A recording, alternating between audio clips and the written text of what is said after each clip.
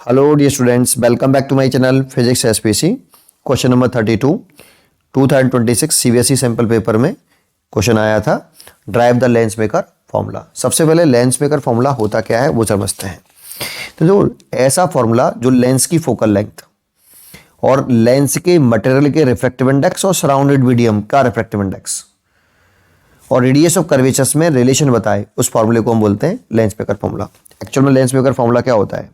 Lens की one upon इतना lens के मटेरियल का इंडेक्स, म्यू एल का मतलब क्या है यहाँ पर? Refractive index of material of lens divided by refractive index of surrounded medium minus one upon R1 minus 1 upon R2।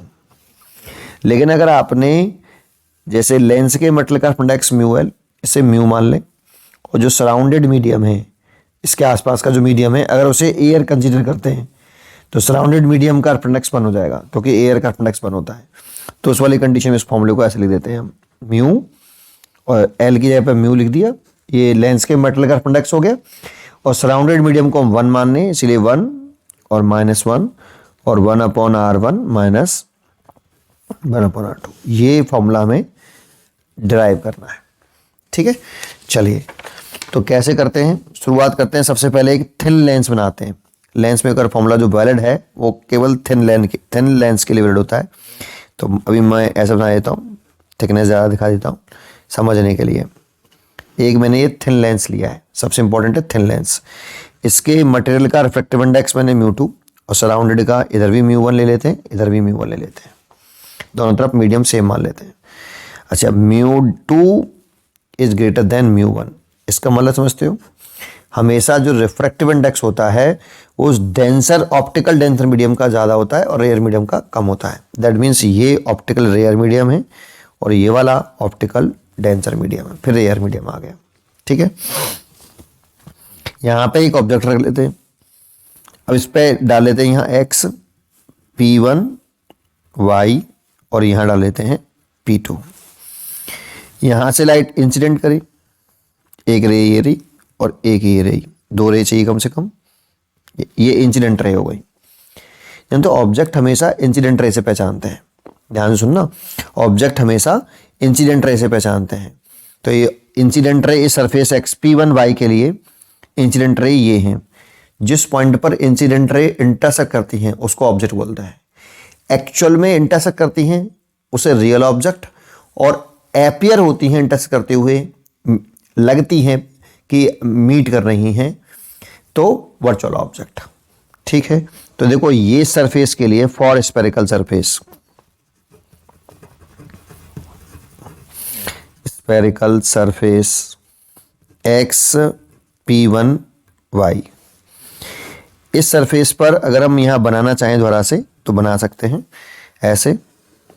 ये x है, ये P1 है और ये y है। इधर का रिफ्रैक्टिव इंडेक्स μ1 है और पहले लाइट μ1 से μ2 में आएगी, तो इसका μ2 मान लेते हैं और ये ऑब्जेक्ट रखा है। तो देखो इस सरफेस पर ये लाइट इंसिडेंट हो रही है, एक ये रही और एक ये रही। ये एरो बनाना जरूरी होता है। इंसिडेंट रे है तो इंसिडेंट रे जिस पॉइंट पर इंटरसेक्ट करें तो वो ऑब्जेक्ट है, तो पॉइंट O ऑब्जेक्ट है। रियल में इंटरसेक्ट करें तो वो रियल ऑब्जेक्ट है, तो यहाँ पॉइंट O आपका रियल ऑब्जेक्ट है। ठीक है, अब इस स्फेरिकल सरफेस के लिए इसका स्फीयर इधर की तरफ बनेगा, देखो ऐसे, इसमें बना के दिखाता हूँ, उसे नहीं खराब कर रहा। तो इसका सेंटर कर्वेचर इधर आएगा, तो इसका सेंटर कर्वेचर इधर आ गया C1। ये पॉइंट ऑफ इंसिडेंट और ये सेंटर कर्वेचर, नॉर्मल हमेशा पॉइंट ऑफ इंसिडेंट और सेंटर कर्वेचर से जाता है, इसीलिए नॉर्मल आप ऐसे बना लें। अब लाइट जा रही है रेयर टू डेंसर मीडियम, क्योंकि ये रेयर मीडियम है और ये डेंसर मीडियम है। तो लाइट रेयर टू डेंसर जाती है तो टूवर्ड द नॉर्मल हो जाती है। इसमें बनाता हूँ फिर उसमें बनाता हूँ, ये नॉर्मल हो गया। तो लाइट सीधे नहीं जाएगी बेटा, ऐसे टूवर्ड द नॉर्मल होगी तो नीचे तरफ बेंड होगी ना। देखो नॉर्मल तो ये रहा, तो नीचे तरफ बेंड कर दिया ऐसे, है ना, ये और ये इस जगह पे। और देखो यहाँ पे अगर नॉर्मल ड्रॉ करें, सेंटर कर्वेचर से ड्रॉ करेंगे तो यहाँ से ड्रॉ करेंगे तो ऐसे, तो I 0 हो जाएगा। इंसिडेंट रे और नॉर्मल के बीच में इंसिडेंस एंगल 0 हो जाएगा। इसमें जैसे I ये था, लेकिन इसमें I 0 हो गया। जब I 0 हो तो R भी 0 होता है, या ऐसे समझो या फिर ऐसे समझो कि ऑप्टिकल सेंटर होता है ये लेंस का सी, यहाँ से पास होने वाली लाइन सीधी चलती है बिना डेबिट हुए थिन लेंस के लिए। तो एक रे सीधी चलेगी और एक रे थोड़ी सी यहाँ पे टूवर्ड द नॉर्मल होगी ऐसे, क्योंकि आगे ये सरफेस आ गया। पहले लाइट रेयर टू डेंसर घुसी, फिर डेंसर टू रेयर आएगी, तो अगेन रिफ्रेक्शन होगा। अगर ये सरफेस नहीं होता, अगर ये सरफेस सुनना कौन सा वाला XP2Y सरफेस नहीं होता तो ये लाइट सीधे चलती, लेकिन है तो है ना, तो इसलिए डेड डैश बनाएंगे, डार्क नहीं बनाएंगे इसको। एक्चुअल में ये रे ऐसे चल ही नहीं सकती। इमेजिन कर लो कि अगर नहीं होता तो यहां जाके इंटरसेक्ट करती I1, इसीलिए पॉइंट एक रे ये हो गई और एक रे ये हो गई। अगर सरफेस XP1Y के लिए देखें तो देखो एक रे ये हो गई और एक रे ये सीधी जा रही है, तो इस जगह पे इंटरसेक्ट कर रहे हैं, इसमें तो इंटरसेक्ट कर रहे हैं। तो इमेज कैसे पहचानते हैं? इमेज हमेशा रिफ्रैक्टेड रे से पहचानते हैं। आफ्टर रिफ्रैक्शन रिफ्रैक्टेड रे जिस पॉइंट पर इंटरसेक्ट करती हैं उसे इमेज बोलते हैं। आफ्टर रिफ्रैक्शन रिफ्रैक्टेड रे जिस पॉइंट पर इंटरसेक्ट करेंगी उसे हम इमेज बोलेंगे, ठीक है। अब रियल इमेज है या वर्चुअल इमेज है ये कैसे पहचानते हैं? तो अगर आफ्टर रिफ्रैक्शन रिफ्रैक्टेड रे एक्चुअल में मीट करें तो वो रियल इमेज है, और मीट करते हुए अपीयर हो तो वो वर्चुअल इमेज है। तो आपको इसमें तो ऐसा लग रहा होगा कि एक्चुअल में मीट कर रही हैं, देखो ये वाली रे और ये वाली रे मीट कर रही हैं। अगर सिंगल सरफेस होता तो 100% यहाँ पर मीट करती, लेकिन एक्चुअल में यहाँ पे एक और सरफेस है, इसीलिए ये वाली रिफ्रैक्टेड रे और ये वाली रिफ्रैक्टेड रे मीट करती हुई अपीयर होंगी। इसीलिए इस डायग्राम में देखें, रियल डायग्राम तो यही है, जो पॉइंट I1 है ये वर्चुअल इमेज है, ठीक है। अच्छा, अगर ये समझ में आया है तो इसको हम U मान लेते हैं पहले स्फेरिकल सरफेस के लिए, और पोल से देख रहे हैं। एक्चुअल में इसमें बनाता हूँ पहले, फिर समझाता हूँ। ये U माना मेरे पोल से, और ये इमेज तक की डिस्टेंस मैंने मान ली पोल से V1 ऐसे। और स्फेरिकल सरफेस है, इसमें स्फेरिकल सरफेस का फॉर्मूला लगेगा। यहाँ पे हमेशा पोल से इमेज तक की डिस्टेंस आती है, माइनस यहाँ हमेशा पोल से ऑब्जेक्ट तक की डिस्टेंस आती है कि जो कि U है, इक्वल टू यहाँ पोल से सेंटर कर्वेचर तक डिस्टेंस आती है जिसे हम रेडियस ऑफ कर्वेचर R1 बोलेंगे। यहाँ ये R1 बोलेंगे। स्फेरिकल सरफेस के लिए फॉर्मूला लगाते हैं हमेशा, केवल स्फेरिकल सरफेस के लिए। अब यहाँ उस मीडियम का रिफ्रैक्टिव इंडेक्स आता है जिस मीडियम में लाइट आफ्टर रिफ्रैक्शन होने के बाद जाती है। तो लाइट μ1 से μ2 में आई है, यहाँ पे भी देखो μ1 से μ2 में आई है। तो आफ्टर रिफ्रैक्शन जिस मीडियम में लाइट जाएगी उसे इमेज तक की डिस्टेंस के ऊपर लिखा जाता है। तो यहाँ पे μ2 लिख दें। लाइट इस जगह पर कौन सा आता है? रिफ्रैक्टिव इंडेक्स आता है जिस मीडियम में लाइट इंसिडेंट हो रही है, या जिस मीडियम से लाइट इंसिडेंट होकर आ रही है। तो इससे इसमें से आ रही है, इसीलिए यहाँ पे μ1 आएगा, और यहाँ लिख सकते हैं हम μ2 माइनस μ1। ये इक्वेशन फर्स्ट। अब बच्चों का कंफ्यूजन ये होता है सर साइन रखना है या नहीं रखना है। तो एक्चुअल में डेरिवेशन जितने भी करते हैं उन सब में साइन पुट करके ही करते हैं। जानते हो, जब आपने स्फेरिकल सरफेस का डेरिवेशन किए होंगे पीछे, तो डेरिवेशन करते समय इनका साइन रखने के बाद ही ये फॉर्मूला होके आता है। देखो ये वाला फॉर्मूला मैं ड्राइव कर रहा हूँ कि डायरेक्ट लगा रहा हूँ? डायरेक्ट लगा रहा हूँ। तो जब इसको मैंने ड्राइव किया होगा तब उस समय साइन रख के ही किया होगा, इसीलिए दोबारा से साइन नहीं रखना, इंपॉर्टेंट बात है, ठीक है। ये फर्स्ट केस हो गया सर। अब सेकंड केस में क्या करना है? तो फॉर अब लाइट किससे टकरा रही है? यहाँ देखो सेकंड सरफेस XP2Y से टकरा रही है। तो फॉर स्फेरिकल सरफेस XP2Y, अब मेरे को बताओ इस सरफेस के लिए इंसिडेंट रे कौन सी है? तो इस सरफेस के लिए ये वाली जो रे है और ये वाली जो रे है वो इंसिडेंट रे, ये और ये। देखो इस सरफेस की बात करोगे तो इंसिडेंट रे ये है और रिफ्रैक्टेड रे ये है, लेकिन XP2Y सरफेस की बात करोगे तो ये इंसिडेंट रे है। और चेक करो कि इंसिडेंट रे किस पॉइंट पर इंटरसेक्ट कर रही हैं या इंटरसेक्ट करती हुई अपीयर हो रही हैं। तो ये वाली जो दोनों रे हैं वो ऐसा लग रहा है कि यहाँ पर इंटरसेक्ट कर रही हैं, लग रहा है कि एक्चुअल में मीट कर रही हैं। बता के बताओ, अगर वो रियल ऑब्जेक्ट है या वर्चुअल ऑब्जेक्ट है वो कैसे पहचाने सर? पहले ऑब्जेक्ट पहचान में आया। इस सरफेस के लिए ऑब्जेक्ट किसे पहचानते हैं? इंसिडेंट रे से, और जिस पॉइंट पर इंसिडेंट रे इंटरसेक्ट करती हैं उसको बोलते हैं ऑब्जेक्ट। तो इस सरफेस के लिए ये वाली रे और ये वाली रे इंसिडेंट रे है ना, हाँ सर। ये कहाँ पर इंटरसेक्ट कर रही हैं? तो देख रहे हैं ट्र ट्र, यहाँ इंटरसेक्ट कर रही हैं। हाँ सर, यहाँ इंटरसेक्ट कर तो रही हैं। अब वो रियल में इंटरसेक्ट कर रही हैं कि अपीयर हो रही हैं? तो एक्चुअल में ये वाली रे तो जा ही नहीं रही ना, ऐसे लग रहा है कि यहाँ पे इंटरसेक्ट कर रही हैं, पर यहाँ पे लग रहा है कि है। एक्चुअल में ये रियल में लाइट है क्या? पहुंचेगी नहीं यहाँ पे भाई, यहाँ से भी तो लाइट का रिफ्लेक्शन होगा। इसीलिए पॉइंट I1 इसके लिए वर्चुअल ऑब्जेक्ट होगा। ठीक है सर, ये समझ में आया। अब सोच के देखो, इस वाले पॉइंट पर अगर आप नॉर्मल ड्रॉ करोगे, जैसे अगर मैं सरफेस ना आता ऐसे टर, और ये होता पोल P2, और इस पर लाइट इंसिडेंट हो रही है ये वाली, और ये dead dead dead dead dead dash, ये आपका I1। मैंने ये वाली बनाई है डेड डैश वाली लाइन I1, है ना। ये और ये इसका स्फीयर गोला इधर की तरफ बनता है, ऐसे नहीं है ना। तो इसका सेंटर कर्वेचर इधर का था C2, और ये पॉइंट ऑफ इंसिडेंट और ये सेंटर कर्वेचर यहाँ से पास होता है, ये नॉर्मल N2, ये इंसिडेंस एंगल हो जाता। एक रे ये आ रही है, ये वाली, ये रही देखो, ये वाली, ये रही। यहाँ पे नॉर्मल ड्रॉ करेंगे तो यहीं से पास होगा, तो I बराबर 0, R बराबर 0, तो ये तो सीधी चली जाएगी। अब सोचो, लाइट ये मीडियम μ2 है और ये वापस μ1 है, तो ये डेंसर इधर का और इधर का रेयर है। डेंसर से रेयर में आ रही है, द्वारा से μ2 से μ1 में आ रही है। तो लाइट डेंसर टू रेयर जाती है तो अवे फ्रॉम दी नॉर्मल होती है। तो देखो नॉर्मल तो ये रहा ना, अगर सीधे चलेगी तो ये, तो इससे अवे करेंगे तो नीचे तरफ बेंड ही तो होगा, ऐसे। और एक रे आ रही है, देखो ये यहाँ पे ये कौन सी रेज हैं इस सरफेस के लिए? रिफ्रैक्टेड रे। ये तो इंसिडेंट रे थी, ये वाली।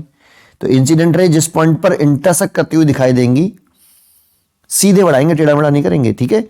तो इस वाले पॉइंट को हम ऑब्जेक्ट बोलेंगे, तो this is a virtual object. और रिफ्रैक्टेड रे जिस पॉइंट पर इंटरसेक्ट करती हैं, इंटरसेक्ट करती हुई अपीयर होती हैं, उसे इमेज बोलते हैं। तो ये रिफ्रैक्टेड रे हैं सरफेस के लिए और इस जगह पर इंटरसेक्ट कर रही हैं, तो ये इमेज है, पक्का है। अब ये रियल है वर्चुअल है, तो रिफ्रैक्टेड रे एक्चुअल में मीट करे तो रियल इमेज, और मीट करती हुई अपीयर हो तो वर्चुअल इमेज, तो ये रियल इमेज हो गई। तो पॉइंट I इस सरफेस के लिए रियल इमेज है ना। ये बात समझ में आई? हाँ सर, ये समझ में आया। अब एक बात बताइए, यहाँ सोचने वाली है, पहले इसे पूरा कर देता हूँ, इसे पूरा कर देता हूँ। यहाँ पे ये मान लो सेंटर कर्वेचर C2, और यहाँ से मैंने नॉर्मल बना दिया ऐसे N2, और इसका बेस नीचे, सॉरी ये अवे फ्रॉम दी नॉर्मल करेंगे तो ये ऐसे, और ये एक रेज इधर से आ रही है, दोनों इंटरसेक्ट कर गई, तो ये फाइनल इमेज हो गई आई। अब सोच के बताइए, अगर इसे ऑब्जेक्ट कह रहे हो और इसे इमेज, तो पोल से इमेज करेंगे तो ये डिस्टेंस मैंने मान ली V, और ये डिस्टेंस कितनी है? ये वाली, ये वाली, ये V1 नहीं है। कैसे हो जाएगी V1? जरा समझो, हमने यहां से P1 से I1 तक की डिस्टेंस को, P1 से I1 तक की डिस्टेंस को मैंने V1 मान रखा है क्या? हाँ सर। P2 से I1 तक की डिस्टेंस को भी हम क्या V1 मान लेंगे? P1 से I1 तक की डिस्टेंस V1, और P2 से I1 तक की डिस्टेंस भी क्या V1 कंसीडर कर सकते हैं? कर सकते हैं, लेकिन उसमें अजम्पशन है क्या कि thin lens, for thin lens, यहां लिख लेंगे थोड़ा सा, फॉर थिन लेंस। अब थिन लेंस का मतलब क्या होता है? इसकी जो थिकनेस है, कौन सी थिकनेस है भाई लेंस की? इसमें P1 और P2 थिकनेस है, इससे नेग्लिजिबल मान ले बेटा, negligible.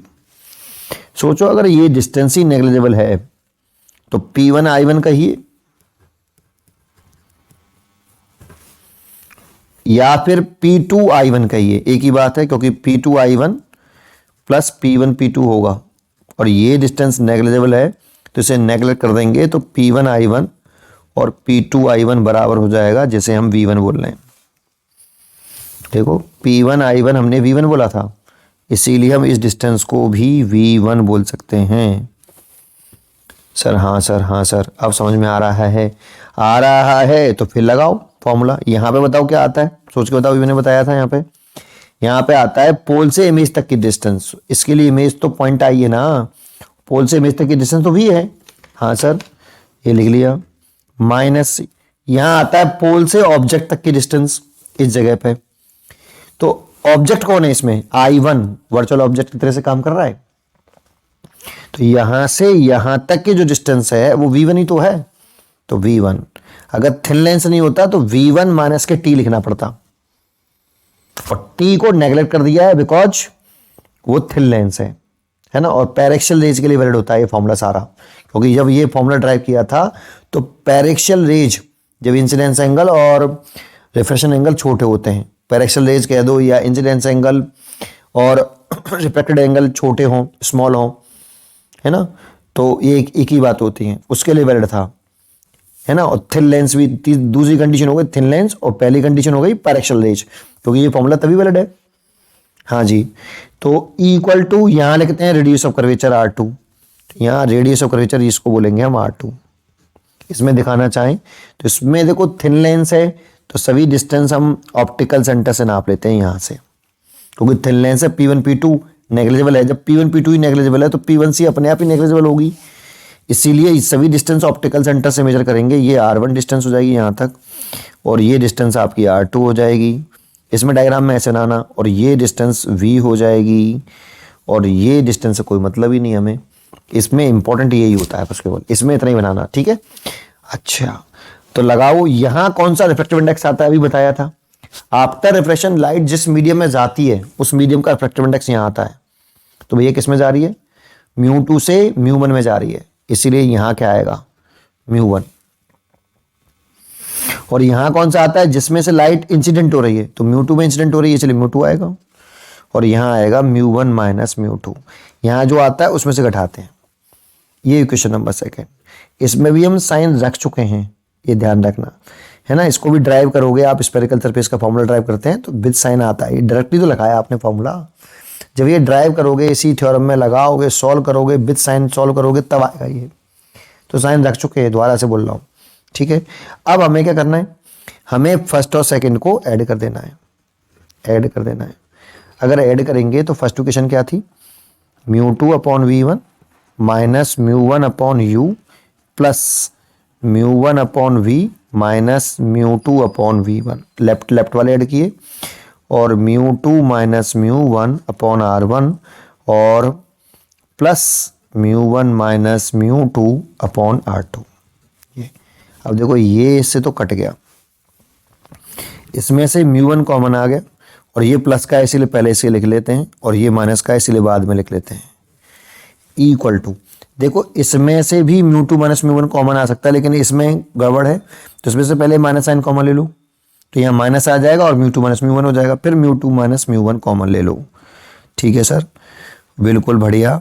R1 minus 1 upon R2 ये हो गया। देखो अब μ1 का इसमें डिवाइड कर लो, तो 1 upon V minus 1 upon U equal to μ2 minus μ1 upon μ1, और ये हो गया 1 upon R1 minus 1 upon R2। थोड़ा थोड़ा दिखने लगा हमें लेंस मेकर फॉर्मूला, इसको इसके नीचे, एक बार इसके नीचे, μ2 अपॉन μ1 माइनस 1, और ये हो गया 1 upon R1 minus 1 upon R2। जैसा मैंने कहा था कि हमेशा यहाँ लेंस के मटेरियल का इंडेक्स आएगा और यहाँ सराउंडेड मीडियम का आएगा, आया देखो। लेंस के मटेरियल का तुमने कितना माना है μ2, तो μ2 ही तो लेंस के मटेरियल का माना है μl, और सराउंडेड मीडियम किसका माना है μn माना है। अब सराउंडेड मीडियम एयर तो लिया नहीं आपने, μs है ना, तो यही तो आया है बेटा, μl अपॉन μs माइनस 1, बिल्कुल ठीक। लेकिन अगर हम यहाँ पर इसे ऐसे भी लिख सकते हैं 1 μ2 minus 1, 1 upon R1 minus 1 upon R2। वो म्यू तब लिख पाएंगे जब आप उसे मान लो कि सराउंडेड मीडियम एयर है। अगर एयर होगा तो μ1 की वैल्यू 1 हो जाएगी, और μ2 की वैल्यू मान लो μ, तो μ माइनस 1 हो जाएगा वो, है ना, ये हमेशा ध्यान रखना। अच्छा इतनी बात, इतनी छोड़ दो, बिल्कुल ठीक है ये इतना। अब क्या करें सर, इसमें अब बहुत से बच्चे क्या करते हैं, जो कहते हैं कि हाई स्कूल में आपने फॉर्मूला पढ़ा हुआ lens formula 1 upon F minus 1 upon V minus 1 upon U, ऐसे और ऐसे सॉल्व कर देते हैं। इसको कर सकते हैं, लेकिन आप किताबों में देखो ऐसे नहीं लिख रहा, तो फिर क्या लिख रहा है। जानते हो लेंस की जो फोकल लेंथ होती है वो सेकंड फोकल लेंथ लेंस की फोकल लेंथ कहलाती है। सेकंड फोकल लेंथ को ही लेंस की फोकल लेंथ बोलते हैं, प्रिंसिपल फोकस बोलते हैं। तो for definition of second focus, second focus की डेफिनेशन दें तो सेकंड फोकस की डेफिनेशन कहती है कि लाइट अगर इंसिडेंट रे प्रिंसिपल एक्सिस के पैरेलल हो, मतलब आप आपस में पैरेलल हो, ऑब्जेक्ट इन्फिनिटी पर हो, तो इमेज फोकस पर बनती है। इमेज जो है उस सेकंड फोकस पर बनती है और ऑप्टिकल सेंटर से फोकस तक की डिस्टेंस सेकंड फोकल लेंथ कहलाती है, जिसे हम फोकस बोलते हैं। तो ये V हो गया, तो V बराबर F है, U बराबर इन्फिनिटी है। तो सेकंड फोकस की डेफिनेशन के लिए U इनफाइनाइट होता है और V आपका सेकंड फोकल लेंथ होता है। तो यहाँ रख दें 1/f minus infinity equal to 1μ2 minus 1/r1 minus 1/r2। तो ये फॉर्मूला दिखेगा 1/f बराबर 1μ2 माइनस 1/r1 माइनस 1/r2। ये फॉर्मूला दिखाई देगा आपको, है ना। अच्छा, अब सोचो इसकी कंपेयरिंग, इसे थर्ड डालो और इसे फोर्थ डालो। अगर हम 3 और 4th की कंपेयरिंग करें, कंपेयरिंग द इक्वेशन, वैसे तो करनी नहीं है आपको ये, थर्ड एंड फोर्थ बस एडिशनल बता रहा हूं ऐसे ही।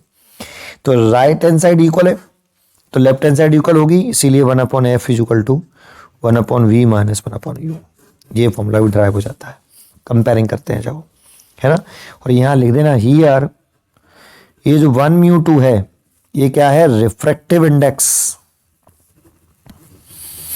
Of material of lens, material of lens with respect to surrounded medium है। ये ध्यान रखना बेटा। मैं तो इस फॉर्मूले को हमेशा, मैंने शुरुआत में बताया, ऐसे याद करता हूं, ऐसे यहां पे लेंस के मटेरियल कर्व इंडेक्स और यहां सराउंडेड मीडियम का। अगर लेंस के मटेरियल कर्व इंडेक्स म्यू है और सराउंडेड का 1 है, दैट मीन्स एयर है, तो फॉर्मूला ये बन जाएगा। ये एयर वाले केस में हो जाएगा। उम्मीद करता हूं कि आपको एक डेरिवेशन जरूर समझ में आया होगा। हर पॉइंट मैंने छेड़ा है इसमें। पढ़ते रहिए और खुश रहिए।